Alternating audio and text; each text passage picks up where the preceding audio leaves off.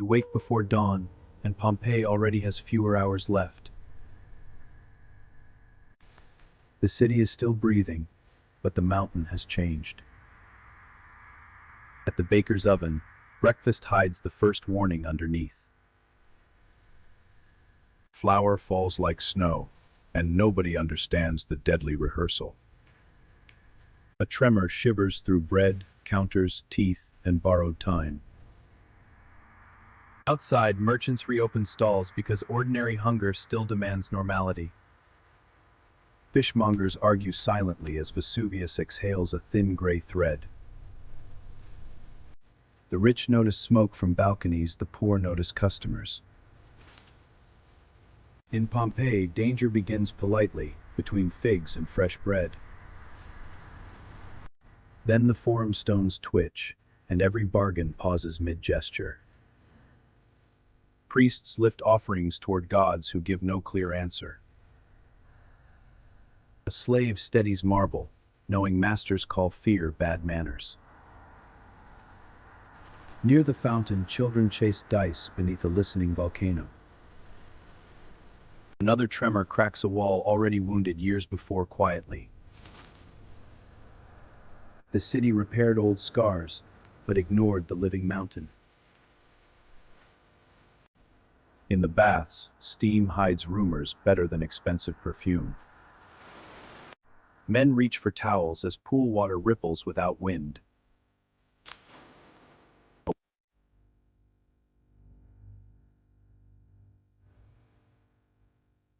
Nobody runs yet, because panic is expensive in public places. But outside, the mountain begins riding smoke across the sky. At a villa, silver cups tremble beside painted garden walls. Servants catch falling dishes while guests pretend nothing has shifted. Beyond the atrium, a dog refuses the sunlit courtyard today. The owner locks money away, not knowing money cannot escape. Pompeii's class system looks strong until ash chooses everyone equally. In a workshop, wool dyes darken as jars rattle together. Workers cover vats, thinking dust will ruin tomorrow's profits badly. Then birds lift from rooftops, all flying the wrong direction. A street singer grips his lyre, but the crowd stops clapping. The sky has become the city's most dangerous witness today. Near the amphitheater, gamblers scoop coins before the benches shake. A gladiator trainer studies Vesuvius like an unfamiliar opponent today. Dust drifts into helmets, turning glory into something fragile quickly. The first loud crack makes even veterans reach for doorways.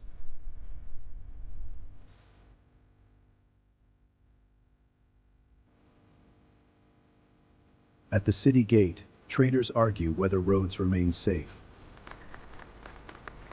A mule refuses forward, sensing what humans still negotiate today. Guards wave carts through, because closing business feels impossible now. Behind them, Vesuvius builds a darker column over vineyards silently. The countdown stops feeling invisible, even before ash begins falling. By noon, the marketplace turns from appetite into argument fast. The first ash lands quietly, but every face changes quickly. Ash does not ask permission, it simply starts owning things. When shutters close early, fear finally enters the marketplace. At the fountain, clean water becomes another uncertain decision.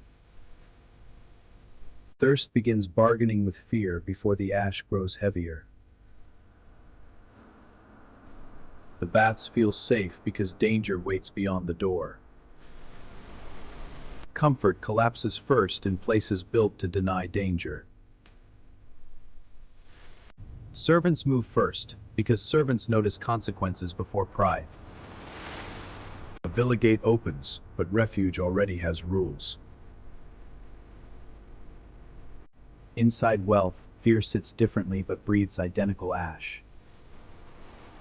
The atrium pool trembles, reflecting a sky becoming impossible above. A merchant chooses ledgers and loses the minutes he needed.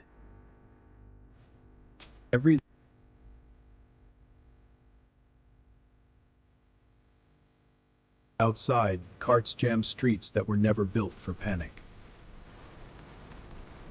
The gate looks close until bodies turn distance into hours. Pumice begins falling harder, changing every escape into endurance quickly. A basket becomes a helmet, and dignity becomes useless weight.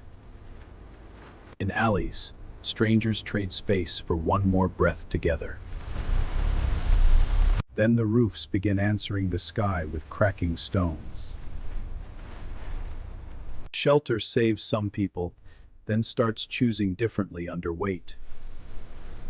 A mother hears beams groan and pulls children toward darkness. The safest doorway becomes another question nobody can answer correctly. By afternoon, Pompeii is no longer choosing calmly at all. The mountain turns noon into evening without asking permission first. Oil lamps return early, and the city understands too late. In the dark market, prices vanish behind survival and panic. Food left uncovered becomes a clock counting downward without. A boy reaches for figs, then ash takes them first. Hunger remains human, even while the world becomes hostile outside. The harbor promises escape, but promises need time. At the shore, escape becomes smaller than everyone imagined. Survival begins when people abandon what once proved status. The sea looks open, but ash changes distance itself. When escape fails, returning home feels like betrayal. A child loses a toy, and the day loses innocence. Pompeii's proud center is becoming a pit of shadows. When sacred fire dies, silence becomes the loudest answer. Even offerings become dangerous when ceilings begin choosing victims. Every doorway promises rescue, but also narrows the future. Inside, class shrinks until everyone watches the same ceiling. A table becomes a roof because roofs cannot be trusted. The outside world enters anyway, thin as a line. Then the air changes, and stillness becomes terrifying.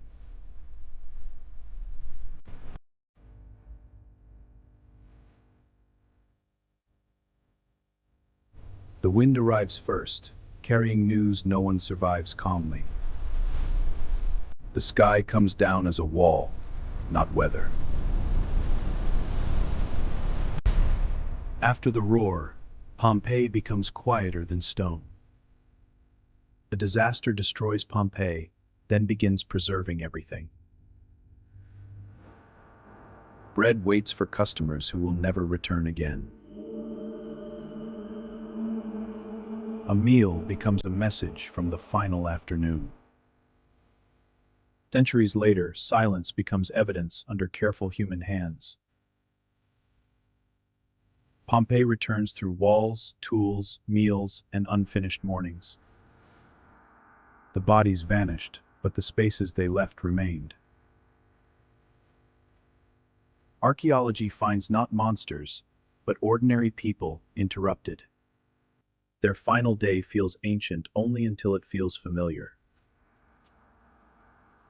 Normal life disguised the danger until choices became irreversible. Survival belonged mostly to those who left early and light. To live, Many abandoned proof they had lived. What they dropped became how the city remembered them. Comment which forgotten world we should reconstruct before darkness next.